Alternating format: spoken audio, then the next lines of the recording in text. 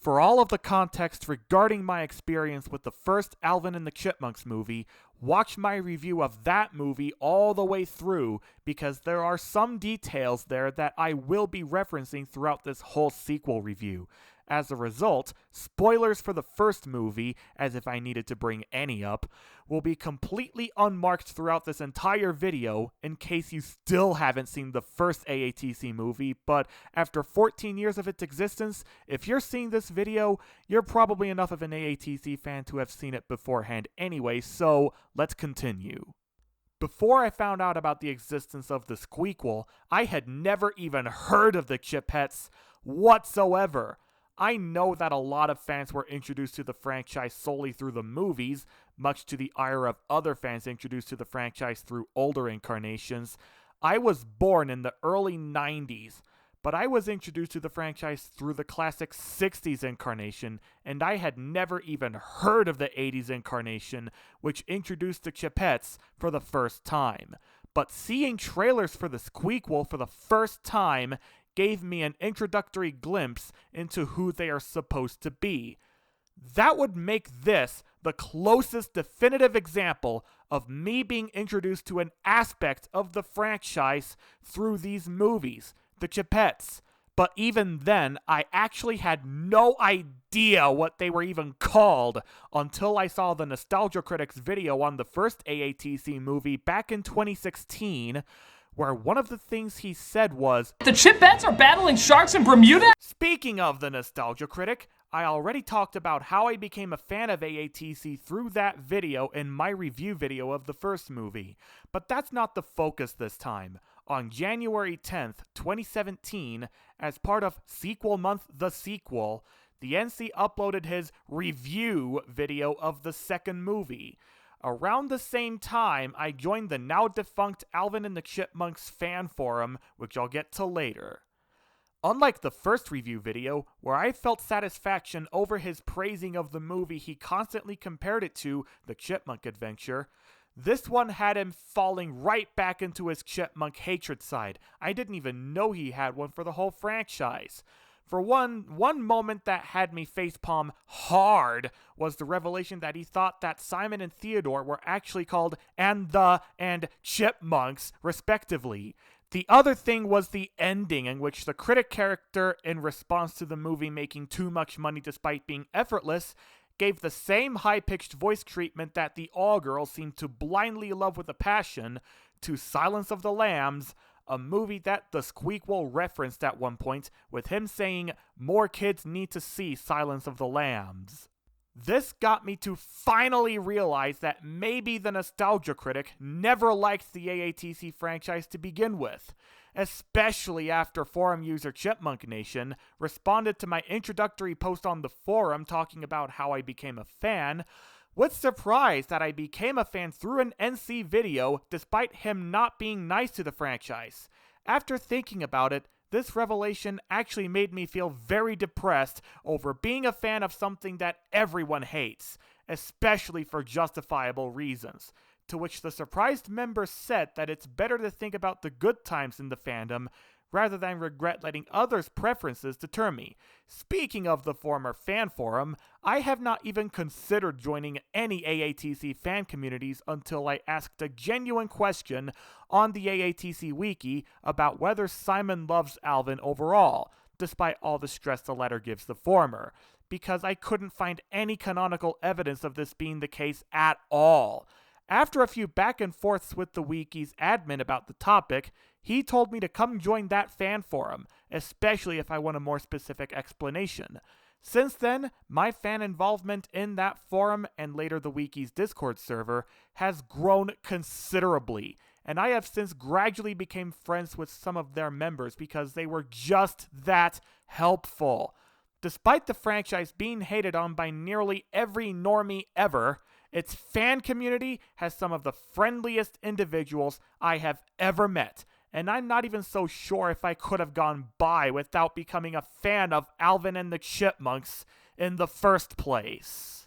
As I said in my first review video, I subscribed to Disney Plus last October because I really wanted to revisit some of Disney's entire film catalog without having to pay hundreds in Vudu rental fees just to see every Disney movie ever. And very appropriately, most of the entries in this movie series are on this service because they were distributed by 20th Century Fox, a studio that had been acquired by Disney around 2019. I like to call this transition period the Fox carryover, reminding myself of that every single time I see a Fox movie on Disney+. Unfortunately, as of this writing, the Squeakquel is the only entry in the entire series still not on Disney+. And when I last checked on my Roku TV where the movie is available on, it is only available on a couple of rental services, including Vudu, which is where, oh, would you look at that? The movie actually is available to watch for free with a Peacock account as of December. The sole reason why I made an account there was because there were plenty of movies on my bucket list that were on that service.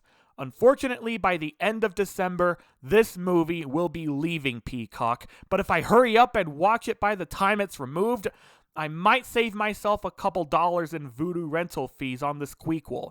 But even then, I would gladly pay the rental fees for one simple reason.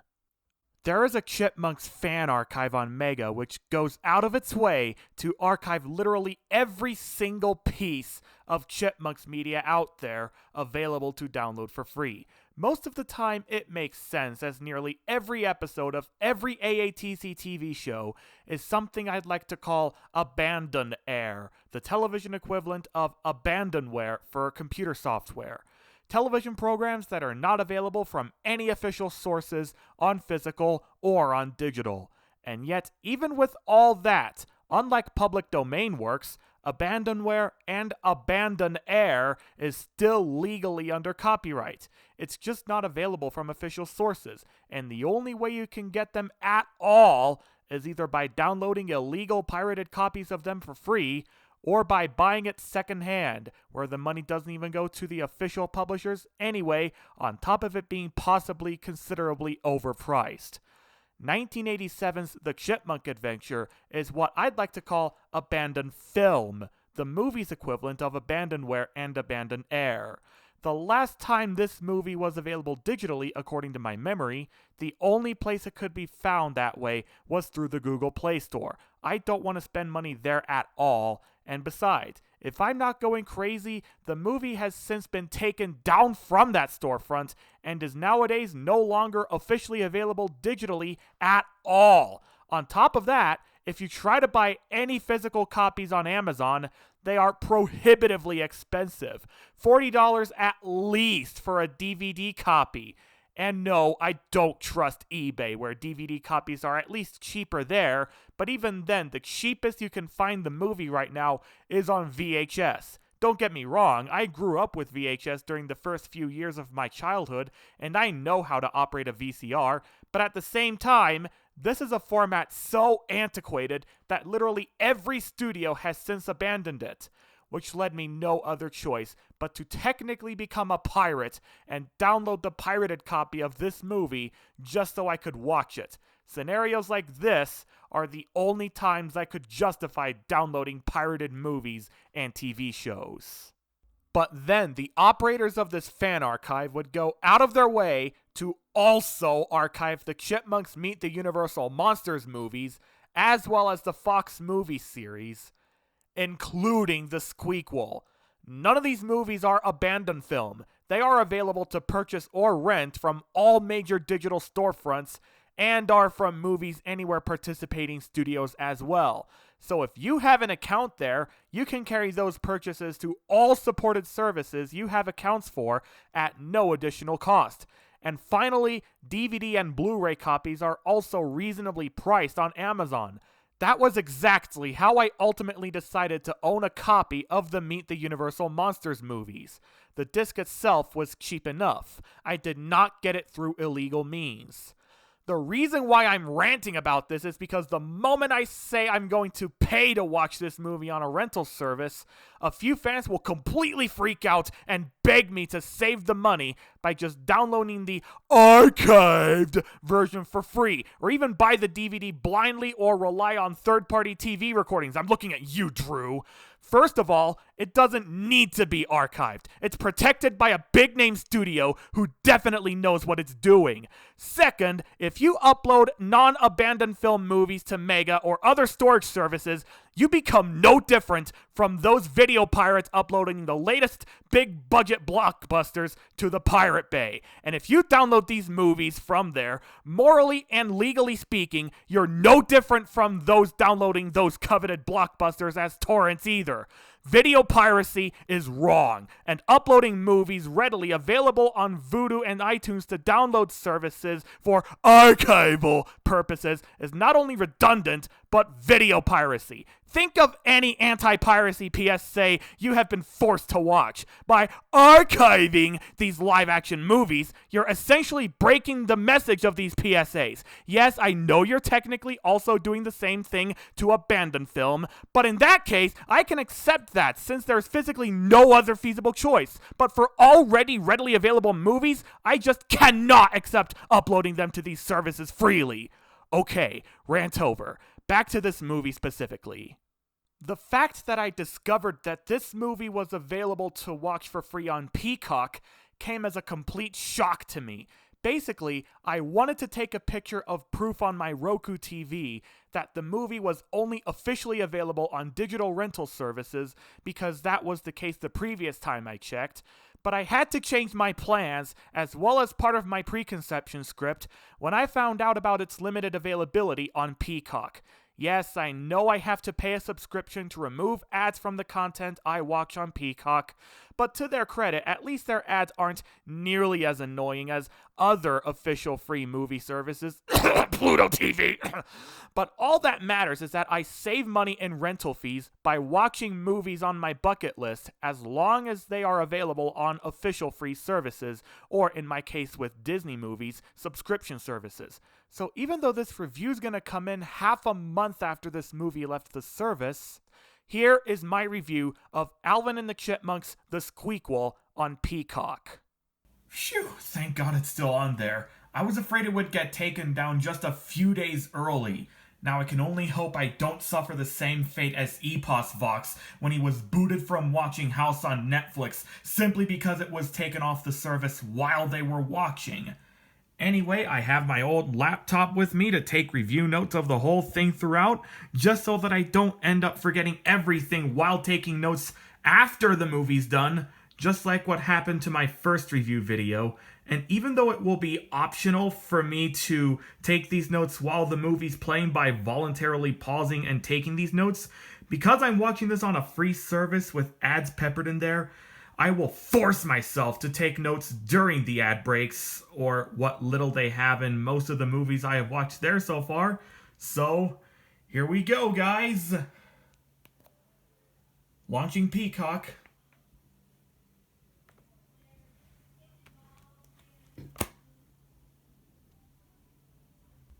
We'll be right back after these messages.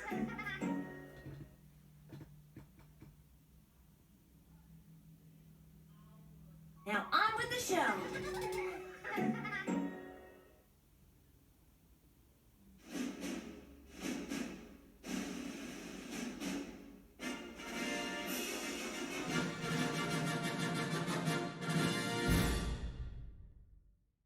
Okay, before I get started, a big update regarding Peacock ads. As you probably just saw, maybe not, as it was hard to see on my camera, the 20th Century Fox logo at the beginning was overlaid by the Peacock ad timer when it was not needed. I thought that the Fox logo played at the beginning of an ad, but no. On top of that, when I was first pausing and rewinding for clarification on a few parts near the beginning, I discovered that the timeline only had one ad break. That means that I only had one required chance to type down notes. And on top of that, The ad break was only 30 seconds long, typical for half of the Peacock ad breaks I encountered, but still not enough time for me to finish whatever notes I felt like taking at the time. And on top of that, I have a feeling that more ad breaks were originally intended because right at the points where I guess they were supposed to be, the movie just cuts to black for a couple seconds and then immediately jumps right back. In fact, you know what? At this point, for the sake of my note-taking, I actually would be fine having this movie freely available on Pluto TV, where the movies I saw there had unexpected ad breaks every 10 minutes with 5 or more ads per break, and with no way of knowing when each break would end. With me pausing more often than I wanted to take notes, as well as while the movie itself was playing, I felt like I was taken advantage of by typing notes for a review like an old-fashioned caustic critic, when I should have just sat back and enjoyed the movie, which the situation did get better during the second half. But I just didn't want to start forgetting detail after detail of the movie by just waiting until the end to get started typing my notes. In fact, the only reason why I remembered to add the Chipmunks called Dave dad part in my review of the first movie was because looking at a script online really jogged my memory, and that part would have been left out otherwise because I just would have forgotten about it. But on the bright side, Peacock did not remove the movie in the middle of me watching it, so I was able to watch the whole thing all the way through. With that out of the way, let us begin, starting with the obligatory spoiler warning for this movie.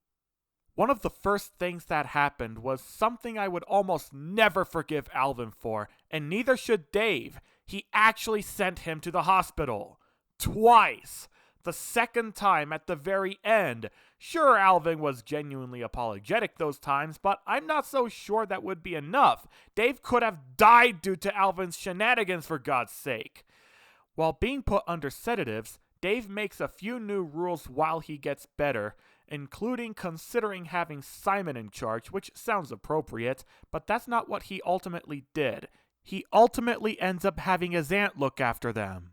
But with her bumbling son Toby around, all that changed when he accidentally pushed her wheelchair down the steps, having her end up in the hospital as well.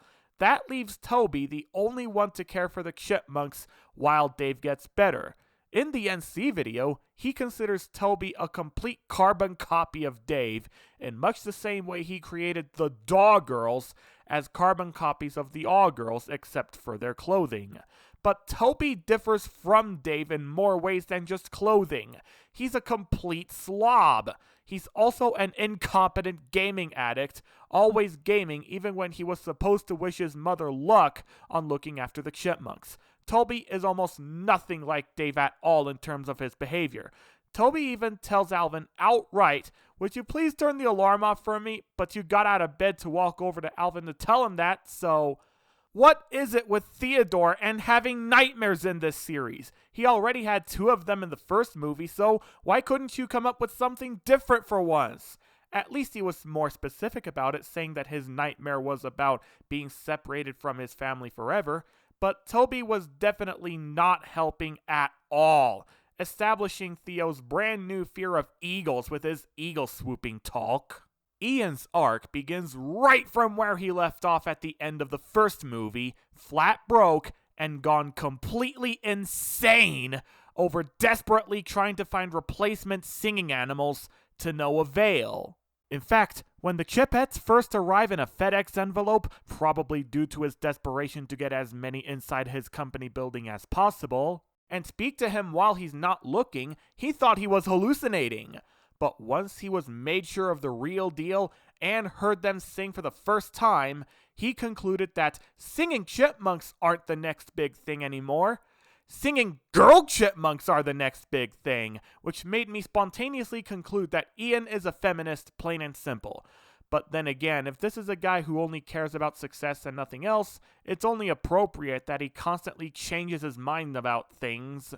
And then Ian proceeds to actually play the victim card on what happened to him in the first movie by saying that he was just treating the monks nicely, which he did, but only initially, and that they were the ones who were mean to him and betrayed him. The Chipettes were fed those exact lies, which was how they got their initial rivalry with the Chipmunks in this continuity and their initial promise to be nice to Ian.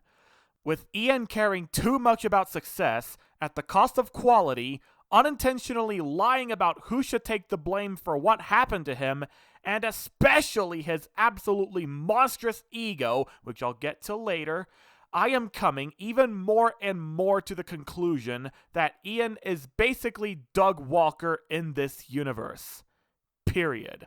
And no, Doug's just playing the character excuses are no longer acceptable, Nostalgia Critic fans. I mean, why else did I compare Ian to Doug in regards to how I became a Chipmunks fan in my first review video? During the final chase with Ian, Alvin calls upon his friend Digger for help.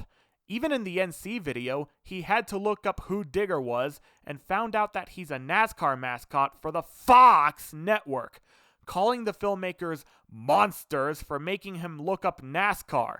By the way, yes, the Yahoo Answers page was real, and since the video's upload, another user answered the page saying, "Nostalgia Critic sent me here." I still don't know exactly what the point of this non sequitur character even I had never heard of was. My guess is that he used the manhole cover as a ramp for the bike the gang would ride off, or maybe he gave off directions on where to get the helicopter they would eventually use, or maybe the filmmakers really are monsters by effortlessly pandering to Fox executives in the first place.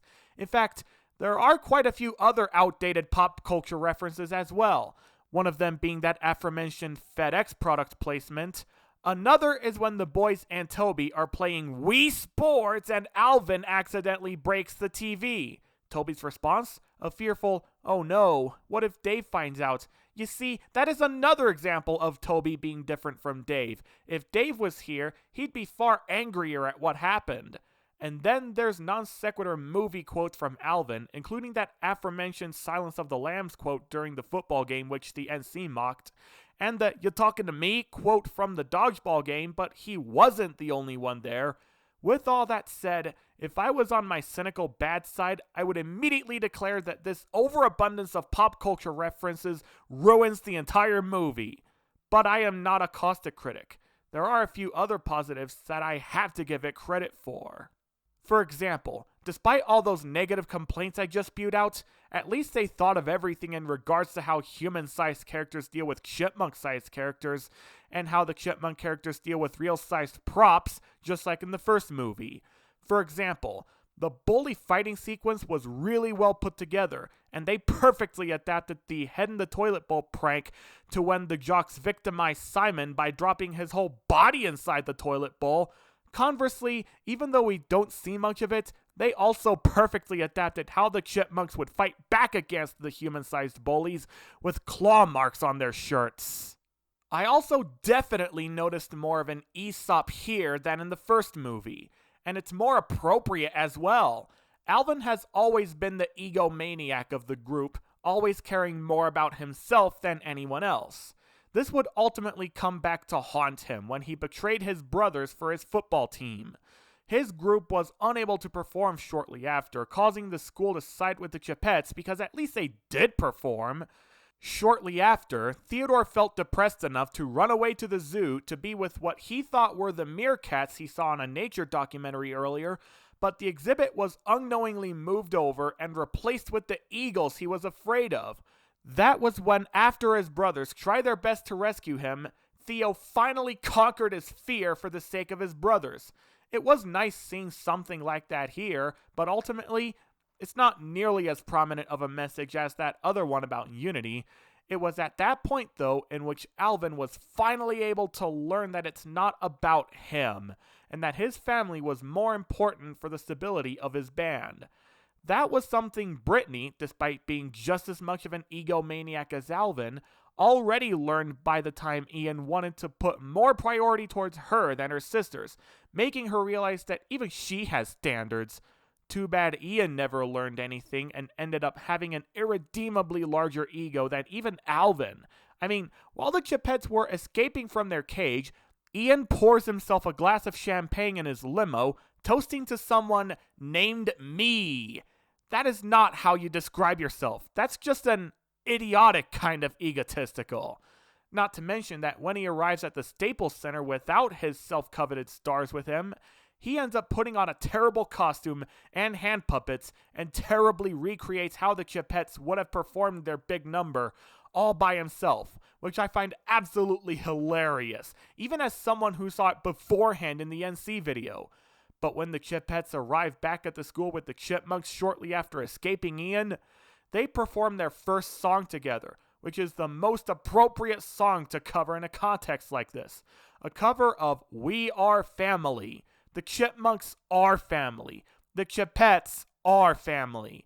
And this was their breaking point in realizing that the two groups together make up even more family. Ever since I became a Chipmunks fan, I and the fan community have been making collaborative fanfiction on the old fan forum together, and I have been making audio adaptations of these shorts all by myself for me and the community to listen to. What shocked me about this is that it was only until I saw these movies for myself that I finally discovered that I have been inadvertently recording references to these movies without actually seeing them beforehand. I chose not to bring it up in my first review because I didn't think it was that important, but now that I'm discovering more and more of what I've done, I might as well. In the first movie, Alvin says a quote to get Dave to hurry up, which would eventually also end up in the July 2017 fan short Chipmunks in China, without me knowing that it was a movie quote until I saw the movie itself. TikTok, Dave. But that wasn't even the first time I inadvertently quoted the movies. Earlier that year, around March, I made an audio adaptation of a fan short involving a terrible storm hitting the Seville residence, and near the beginning, before the storm hits, Alvin feels super depressed over everything bad he has ever done, and even after Eleanor gives a pep talk that still didn't motivate Alvin, Simon says, I never thought this day would come either. Don't make me have to kiss you, because I'll do it! I don't care! When I recorded it, I didn't even know that it would be a role reversal of what Alvin said to Simon at the zoo when the latter still felt a grudge against the former. Speaking of that situation, even though this next part has nothing to do with referencing the movies, I have still realized that what Alvin had just done single-handedly proves that he'd take extreme measures to make people forgive him, even if it would trigger Alvin fetishes. As I said in my preconceptions, I was encouraged to join the fan forum after asking a question about whether Simon truly loves Alvin, despite how much they drive each other mad. Around Christmas 2018, I kickstarted a pseudo-Christmas collaboration fic there that I would call Holiday Hatred, which began with Simon ending up on the naughty list for being mean to Alvin.